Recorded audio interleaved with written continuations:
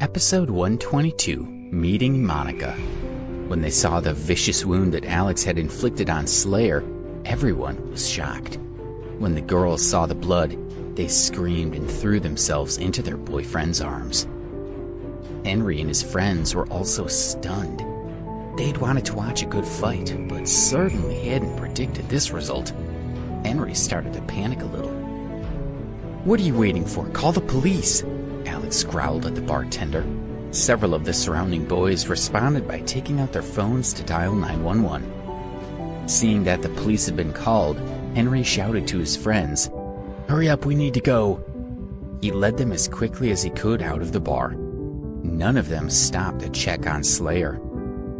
Holding his injured shoulder, Slayer tried to leave, but he was blocked by the young men in the bar. Alex saw what was happening and said to the men, "Let him go." Anyone could tell that he was only doing what Henry ordered him to do, and Alex didn't hold him responsible at all. They all made way for Slayer, who slowly walked out of the bar clutching his injured shoulder. When Alex saw that Henry and his friends had finally left, he let out a long sigh of relief. The people at the bar tidied up a bit, bid their farewells to Vivian, and then left one by one. Vivian had been sitting beside Alex watching what was happening. She had expressed her gratitude to him for saving her, and had personally applied ointment to his injuries. She accompanied him to the exit as he was about to leave. "Take care, see you later," she said as she waved goodbye to him. The movement aggravated her elbow injury, and she flinched with the sudden pain. Alex heard her gasp and asked, "Are you okay?" As he quickly walked back over to her, he looked at her elbow and saw that it was purple with bruises. He guessed that even a slight movement would cause her a lot of pain. Vivian smiled slightly and replied, "It's fine. I'll go back and put some cream on it." She didn't want to hold him up. Alex looked at a red Porsche parked in front of the bar, frowned, and asked Vivian, "How will you get home?" She realized that she couldn't drive at all and replied, "I can't drive, but I can get a cab. Please don't worry about it." "Give me the key," Alex requested. "Why do you want the key?" Vivian asked as she fumbled for her car keys. He took them from her and helped her walk over to the Porsche. "Let's go, I'll take you home," he said. Following her directions, Alex drove them to Vivian's home and helped her into the living room. He asked her where he could find her medicine cabinet and brought some ointment to apply to her elbow. As she sat on the sofa in the living room, Alex held her arm and carefully applied the balm. Watching Alex's meticulous concentration and remembering how he had risked his life to save her in the bar, Vivian's feelings for him started to grow. She felt happy and a little giggly. While she was daydreaming about him, Alex was engrossed in his thoughts. He felt a sudden gust of air on his face, and as he looked up, he glimpsed a black shadow smashing down toward his head. He dropped Vivian's hand and dodged to the side. "Monica, no!" Vivian shouted loudly. Luckily, Alex was able to get out of the way in time, and the missile had missed him. When he stood up to see what had happened, he saw a 12 or 13-year-old girl in pajamas holding a rolling pin. He realized that she had thrown the rolling pin at him and missed, then grabbed it from the floor and rushed toward him again, brandishing it in her hand. "Monica, what are you doing?" Vivian asked the girl as she grabbed her and held her still in her arms. "He's a bad man. He bullied you. I'm going to kick him out," the girl replied, glaring at Alex. If it wasn't for Vivian hugging her, she would have still rushed over to hit him. Alex realized that she looked and sounded very childish, and deduced that she must be younger than he first thought. Vivian hugged her and tried to calm her down, but she didn't want to listen. Finally, Vivian's patience ran out. She let go of the girl and pointed at Alex, saying, "Go on then, go and hit him. Do what you want." She sat back down on the sofa helplessly, looking very sad and angry. "Mom, I'm not hitting him anymore. Please don't get mad at me. Look, I'm not hitting him." She threw the rolling pin down and sat beside Vivian, cuddling up to her and looking at her pleadingly. Vivian asked her, "Are you really not going to hit him anymore?" She replied, "I promise I won't, Mom. Please, don't be angry with me." She was still afraid that Vivian would punish her. "All right. As you're being so obedient now, I won't be angry," Vivian said as she hugged her. Then she looked at Alex and said, "Come over here."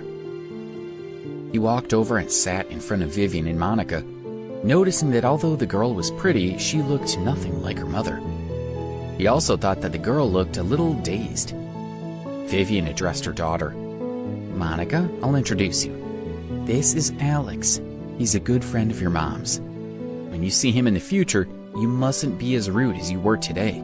Do you understand?" "Okay," she replied without much interest. Alex nodded to her in a friendly manner. However, it was clear that she was only pretending to agree. The look she gave Alex was filled with hostility. Vivian sighed helplessly. "Did we wake you up?" she asked the child. "Come on, Mom will take you back to bed. Alex, wait here," she continued as she held Monica's hand and led her toward one of the bedrooms. "Mom, tell me a bedtime story. Otherwise, I won't be able to sleep. Tell me the story of that astronaut who went up to heaven." Okay. The astronauts were floating in the space station. Outside the porthole was the vast space. Suddenly, the astronaut heard a da-da sound coming from outside the porthole. "Oh no, ghosts! I'm scared! Is there a ghost outside the porthole?" Alex could hear Vivian and Monica talking in the bedroom. Sitting on the sofa, he couldn't help but smile. After about 10 minutes, Vivian gently closed the door and walked back into the living room. She went over to Alex and apologized for Monica's rudeness. "I'm truly sorry for what happened," she said. "It's all right, Vivian. Is Monica your daughter?" Alex asked. He couldn't figure out who she was. Although she called Vivian Mom, she didn't look anything like her. He was sure that the relationship wasn't that straightforward. "Monica is a child I adopted. She has learning disabilities. Although she's 13 years old, she has an intellectual age of 3 or 4. As she spoke, she looked a little sad. "I understand," replied Alex, feeling sorry for Monica. "Did she hit me because I did something to upset her?" he asked. This was the first time that Alex had met Monica. He was trying to work out why she seemed to hate him so much. Vivian smiled uneasily. "It's nothing. She was probably scared because she woke up in the middle of the night and found a stranger in the house." "Really?" Alex sensed that Vivian was hiding something from him, but he didn't push her anymore. He stood up and said, "I should leave." "It's already so late. I think you should just stay here for the night. We have a guest room. It won't be a problem," Vivian replied, urging him to stay. It was almost 3 in the morning, so he agreed to stay the night. The next day, Alex woke up early. Vivian had already prepared breakfast for him and Monica.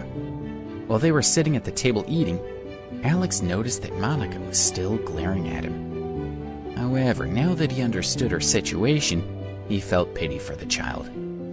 After breakfast, she begged Vivian, "Mom, I want to go out and play." "Not today, Monica. I haven't got time. You will have to wait for 2 more days, then I'll take you to the amusement park," Vivian replied as she patted her head to comfort her. The child appeared to be very disappointed. Alex couldn't bear to see her so upset, so he suggested, "Vivian, I think there's an outdoor gym down the road. Why don't I take Monica there to play for a while?" Vivian agreed. If he took Monica out for a while, she could get on with some work. Although Monica didn't like him very much, she wanted to go out, so she was happy to go to the gym with him. When they got there, she didn't seem to know how to use any of the equipment, so he showed her what to do. This made her start to like him a little. When she saw him do 30 repetitions on a piece of equipment with spinning wheels, her eyes lit up. She clapped her hands and jumped up in excitement. Without her realizing it, Monica's hostility toward Alex had gone, and her heart was filled with affection for him. "I want to ride a big horse," she told him excitedly. "To ride a big horse?" he asked in confusion. She walked up to him and told him to crouch down. Then, without any hesitation, she climbed onto his back, happily patted his head and said, "Go, boy." Alex was speechless. This must be what she means by riding a big horse, he thought. Monica slapped her palm on his head and said, "Yeah, go!" And Alex, the dignified heir of one of the wealthiest and most powerful families in the world, was bullied into action by a 13-year-old girl.